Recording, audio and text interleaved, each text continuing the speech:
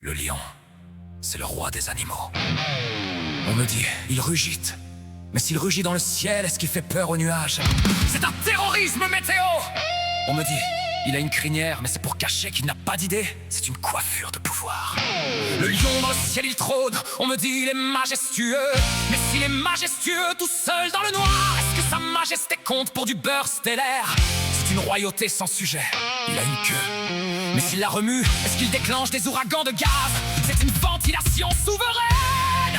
On me dit, il est courageux. Mais s'il n'a pas d'ennemis, son courage est une dépense inutile. C'est l'art de montrer les dents pour vérifier qu'on les a encore et qu'elles sont bien blanches pour la photo.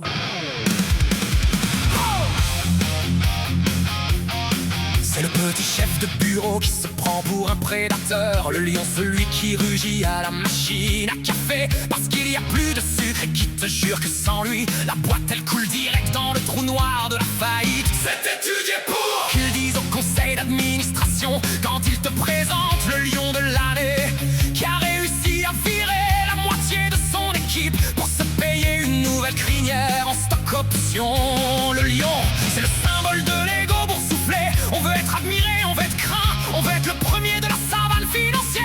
On est tous les sujets d'un roi qui n'a plus de couronne, mais qui a toujours de l'appétit pour nos économies. C'est la hiérarchie du rugissement.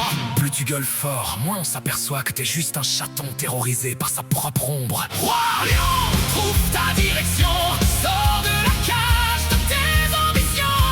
Crinière d'or, griffe d'acier, tu es le roi du monde entier. King of the void, baby, show your power. C'est ton moment, c'est ton heure.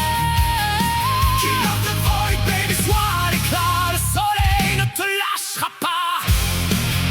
Le lion, il a une mine de plomb quand il voit la taille de sa déclaration d'impôt. Le lion nous bouille les couilles, avec ses histoires de noblesse et de lignes solaires. Il surveille le poids des mots pour ne jamais perdre sa face de dirigeant. C'est le bon conseil du manager. Rugis d'abord, réfléchis ensuite, et si ça marche pas, rugis encore plus fort.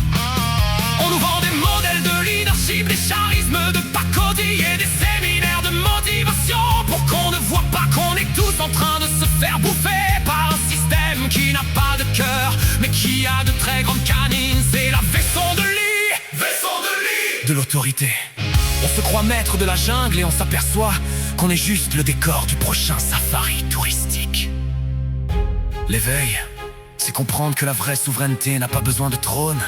Pourquoi rugir si tu es en paix?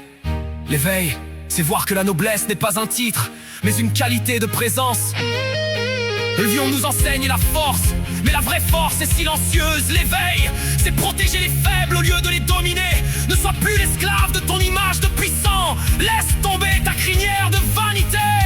Regarde le monde avec la douceur d'un chat qui dort au soleil. Quand tu n'as plus rien à prouver, ta présence seule suffit à éclairer la pièce. La liberté commence quand tu acceptes d'être le serviteur de la vie au lieu de son tyran.